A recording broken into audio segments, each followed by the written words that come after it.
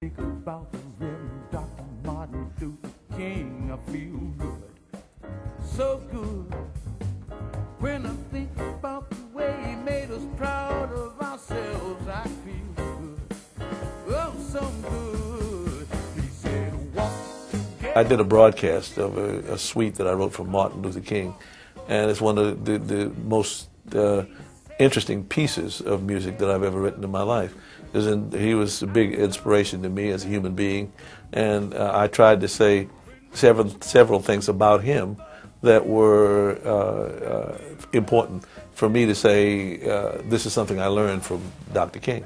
I was one of the few people, who we got ready for the March on Washington. We did a lot of things and I was privileged to be one of the people who assisted. And I didn't play a big part in anything like that, but I was there, and I was very proud of the fact that he asked me to be there. And one of the things that I wrote was caused by Jackie Robinson was a very good friend, and I used to be his his wife, and he put on fundraising activities at their house in Connecticut.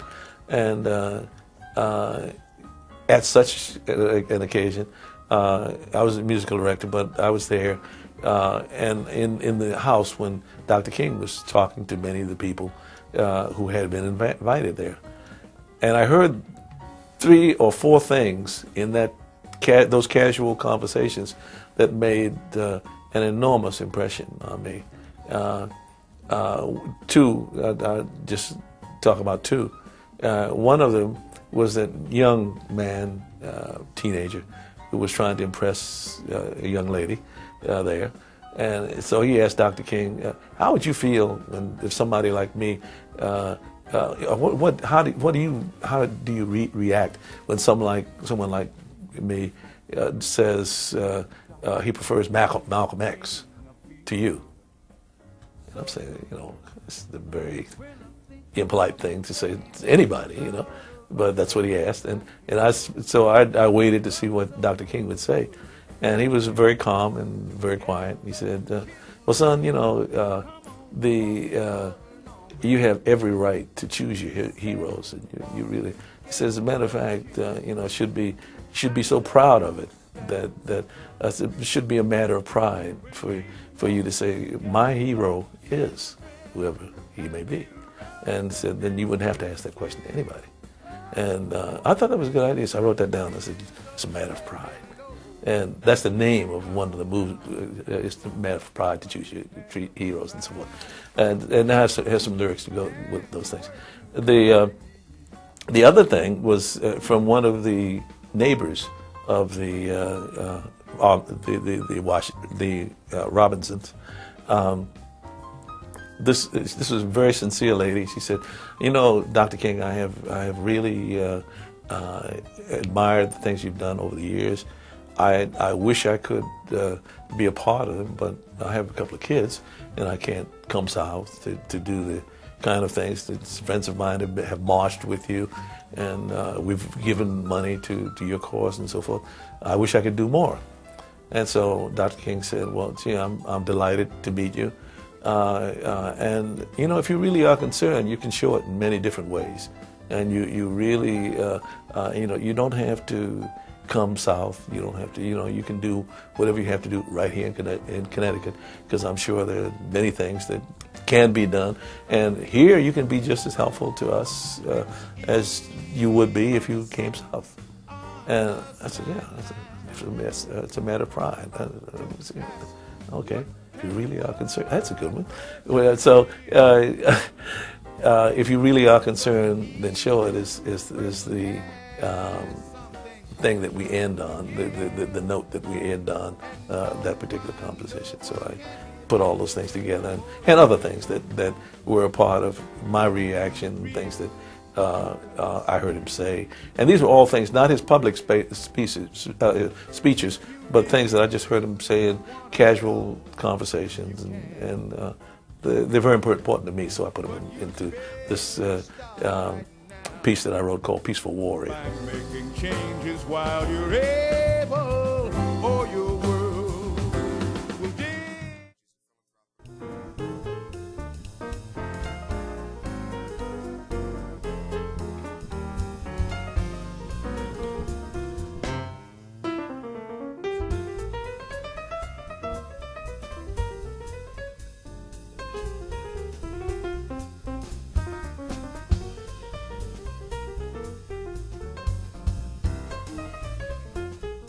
Some years ago, I live in Harlem. I lived in Harlem for many years, and my children were born there.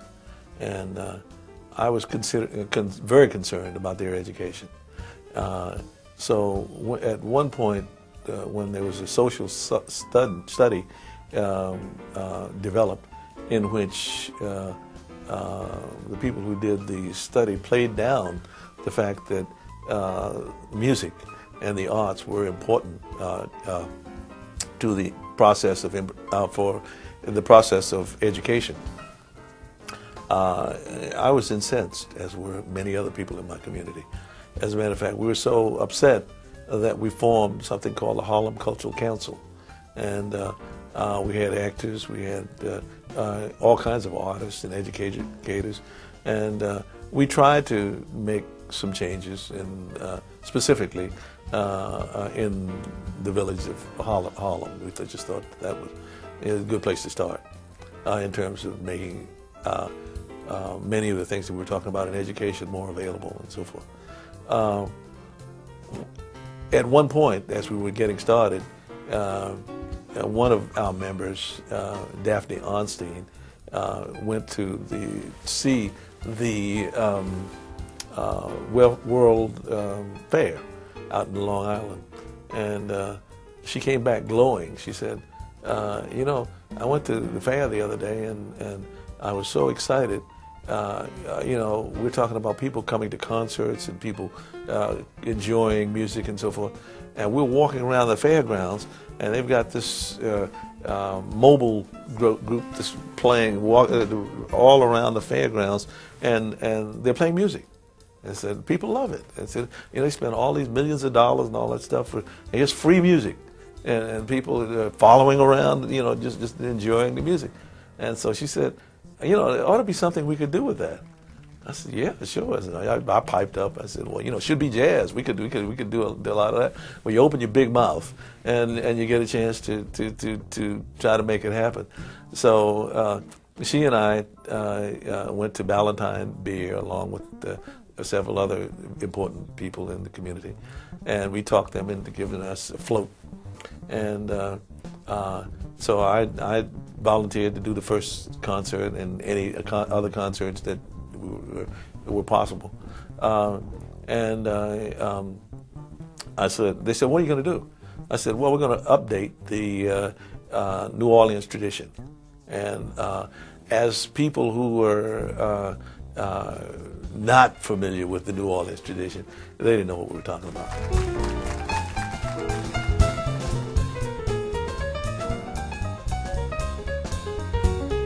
One of the things that we tried to do when we tried to update the attitudes about Second Line and the other New Orleans traditions was to just say, you know, it's about groups coming together. And so what we did was to take a unit which was self-contained, and it was a parade float, and it was pulled by a pickup truck, and in the back we had on the float itself we had had a piano, and we could accommodate about 6 or 7 players, and so we played bebop. And we wanted to play bebop for the people in Harlem, and it was really very exciting. It was so exciting that Lionel Hampton, who was one of the people we asked to do this, decided to start his own jazzmobile. He said, "That's a great idea." I think if he hadn't been so busy, he probably would have put us out of business, you know.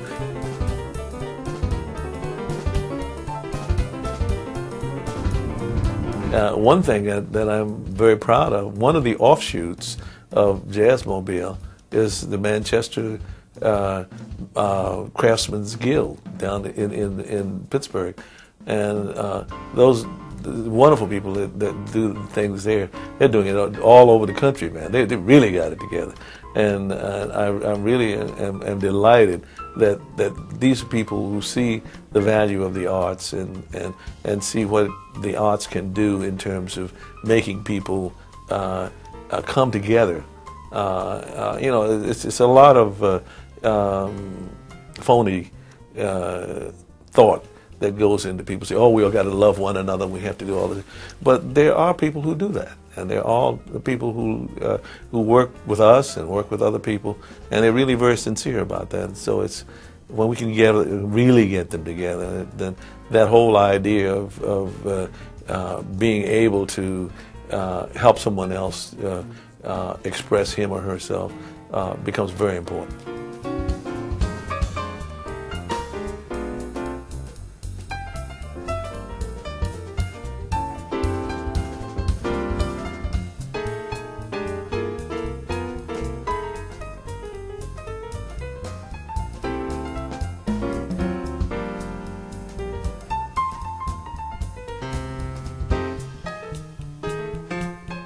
I'm very excited by the fact that the IJE is taking the lead in many of the things that we're doing in jazz.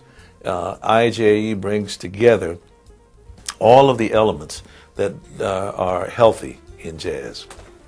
We've got young students. We've got teachers who really are molding those students. We have professional musicians who are working together, both in schools and outside of schools.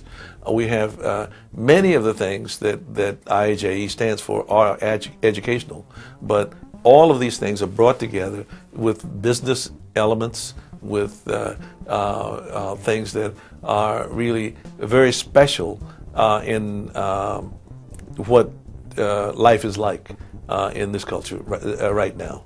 And so I'm very excited because I think we are on the bridge, or we have the possibility of making a quantum